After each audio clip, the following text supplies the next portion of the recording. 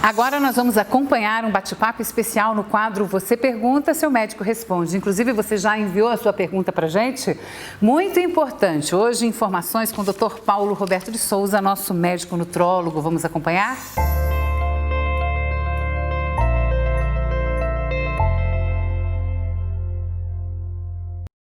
Então, doutor Paulo, vamos às perguntas de hoje? Quando temos muita perda de peso, qual o tratamento a seguir? Deve ter alguns cuidados, não é isso? Se você reparou, eu estava usando máscara antes por cinema. É importante essa questão da perda de peso. Nessa pandemia tem muita gente ganhando muito peso, mas tem gente perdendo peso também. Meu caro César de Oliveira, isso? De Itajaí. César, quando você tem uma perda de peso, que você está fazendo alguma coisa para perder esse peso, como ou uma dieta, ou muita atividade física, ou fez um tratamento qualquer com um endócrino ou com um nutrólogo, enfim, ou se você fez uma cirurgia bariátrica, são questões diferentes a ser seguidas. Se essa perda de peso está sendo por sem motivo nenhum, que você começou a perder peso de uma hora para outra sem ter feito nada diferente do que você vinha fazendo, você tem que procurar um médico para fazer a investigação normal de qualquer uma doença que ocorre perda de peso. Mas é importante, se você fez, de qualquer maneira, se você fez uma perda de peso pela dieta ou por uma bariátrica, por um tratamento médico, quando você perde muito peso, 20, 30 quilos, você diminui o tamanho do adipócito. Então a célula gordurosa diminui de tamanho, ela murcha, mas ela continua ali, então o teu cérebro continua com a memória que você tem aqueles adipócitos ali para serem enchidos novamente. Então por isso que é importante ter o cuidado, porque a volta ao ganho de peso é rápida também. Mas é importante também frisar que dentro do adipócito a gente acumula muitas toxinas. O nosso corpo ele tenta jogar as toxinas, metais pesados, tudo quanto é lixo, o nosso corpo tenta jogar para dentro da célula adiposa. E então, quando você tem uma perda de peso e esse adipócito murcha, diminui de tamanho, essas substâncias também tendem a sair para fora desse tecido gorduroso. E aí surge um grande problema, que ela volta para a circulação, volta para a corrente sanguínea e vai para outro órgão que tem a gordura. Um deles é o fígado e outro órgão que é um tecido gorduroso é o cérebro. Então é muito importante que quem faz uma perda de peso importante tem que fazer uma avaliação depois do cérebro e do fígado. Principalmente atuar no fígado para que ele funcione bem, para ele seja um órgão detoxificante, para que ele funcione e consiga jogar substâncias para fora. Ele metaboliza os metais pesados, metaboliza as toxinas, os agrotóxicos, organofosforados, etc.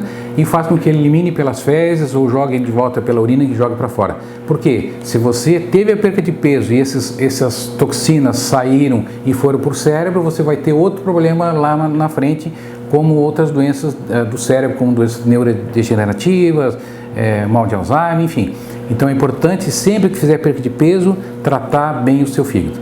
Obrigado a todos. Quem quiser alguma orientação ou me seguir no meu Instagram, @Dr. Paulo Nutrólogo, e a gente está sempre aqui no programa da Vera para poder lhe ajudar e lhe solucionar as suas dúvidas. Obrigado e até a próxima. Nós temos também a pergunta da Dania Regina Vieira, de Florianópolis. Ela quer saber sobre a doença de Crohn, um pouquinho mais. Inclusive, a gente também quer saber o que significa a doença de Crohn. E, na verdade, ela comenta que quando ela saiu de uma internação com essa doença, está tudo bem, está tudo normal, mas ela quer saber se a questão emocional pode trazer problemas ou até mesmo causar dor. Obrigado pela pergunta, Tânia, de Florianópolis. Um abraço pessoal de Florianópolis. Estive semana passada, no Dia dos Namorados, aí em Florianópolis, comendo um bacalhau, era muito delicioso. A doença de Crohn é uma doença do nosso sistema digestivo, então ele pode cometer lá o estômago, o duodeno, o intestino delgado, o intestino grosso, o cólon, até o ânus. Então é uma doença inflamatória de todas as partes das camadas do intestino. E isso causa uma irritação dessas paredes e causa um desconforto abdominal, dor, cólica, espasmos da mucosa, estufamento, etc. Se você tem a doença, geralmente é uma doença crônica que tem que ser tratada e cuidada, se você saiu de uma internação e volta para o seu ambiente normal de vida, com alimentação, tem que ser cuidado, porque quando você tem uma irritação da mucosa, essa mucosa ela fica super ativa, ela fica reativa. Então, se você não cuidar da sua alimentação, vai ter problema na doença de Crohn. E se você tiver algum fator emocional, como a gente tem vivido agora na pandemia, enfim, e se você tem algum problema emocional em casa, com outra situação qualquer, esse problema emocional vai fazer o quê? Com que você, pela ansiedade, respire mais ar, esse ar vai pelo trato digestivo e vai formar gás, bolha lá no intestino. Se você tem problema de ansiedade, vai alterar o seu cortisol, adrenalina, etc. E quando altera o cortisol ele faz uma alteração da sua camada de mucina, que é a camada protetora do intestino. Se acontece isso, você já tem uma facilidade de entrar substâncias estranhas, como proteínas, substâncias tóxicas para o nosso sangue, já faz uma toxina. E além disso, quando você tem uma doença inflamatória do trato digestivo, se a digestão não é bem feita lá, se não é feita uma boa mastigação e depois uma boa digestão lá no seu estômago, o pH não está equilibrado, e lá no pâncreas ele não libera as enzimas pancreáticas como amilase, lipase, lactase, a protease que faz a digestão da proteína, do leite, do amido, do lipídio, etc.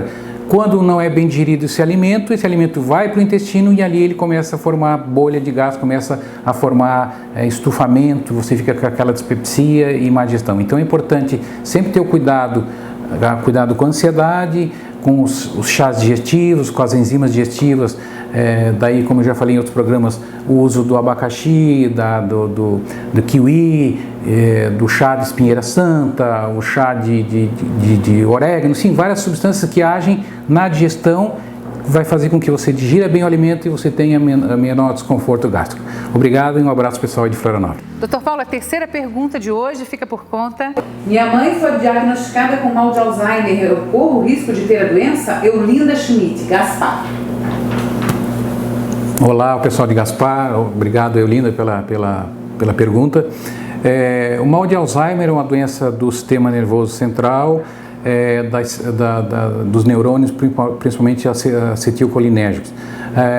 O mal de Alzheimer é uma doença genética, então se você tem um pai ou mãe, um familiar com doença de Alzheimer, você tem uma probabilidade de ter a doença também. Existem alguns exames genéticos para ver essa alteração da proteína que vai causar o mal de Alzheimer, que é depósito de uma proteína lá no cérebro. Então tem um exame para você ver se você tem esse gene, se você tem predisposição. Só que é um exame caro, no Brasil ainda não é feito, enfim. Você tem que se preocupar principalmente com o estilo de vida, porque se você tem a genética, não tem o que fazer, a genética não muda, mas mudar o seu estilo de vida você pode fazer. Então é importante, você que tem um parente próximo que teve da doença, você ter o cuidado para que o meio ambiente não te vá levar a ter a doença também. No que eu digo isso? Na sua alimentação, no erro da alimentação de alimentos industrializados, procurar descascar mais e desembrulhar menos, como diz o professor Murilo Pereira, procurar tirar o álcool, o fumo, todos os metais pesados, agrotóxicos, procurar ter uma alimentação adequada e procurar não ter substâncias que vão te levar a essa toxicidade do sistema nervoso central. Quando você tem uma inflamação crônica, então quando você tem uma alteração de inflamação contínua, ou você tem um grau de oxidação muito grande, o ferro livre no sangue em excesso, tudo isso, alumínio, que é um grande metal pesado que a gente tem na água que contaminada, vai para o cérebro. Então, se você tem uma oxidação, uma inflamação contínua desse sistema do cérebro, você pode levar a várias doenças. E que são doenças parecidas, como Alzheimer, como Parkinson, como a ELA, como outras doenças neurodegenerativas. Tem fatores genéticos e fatores ambientais. O ambiente a gente pode comandar e se cuidar. Então, a orientação que te dou é isso. Procure mudar o seu estilo de vida, que você vai ter grande chance de não desenvolver. E se for desenvolver, talvez lá no final da sua vida, depois dos 70, 80 anos, e que daí você só tem que procurar evitar que a evolução dela seja muito rápida. Obrigado, um abraço, pessoal de Gaspar. É isso, obrigada pela participação, mais uma vez, obrigada por esse grande presente ao programa Vera Toledo, que é o quadro Você Pergunta, Seu Médico Responde. Obrigada, doutor Paulo. E a você de casa já sabe, faça a sua pergunta, você também.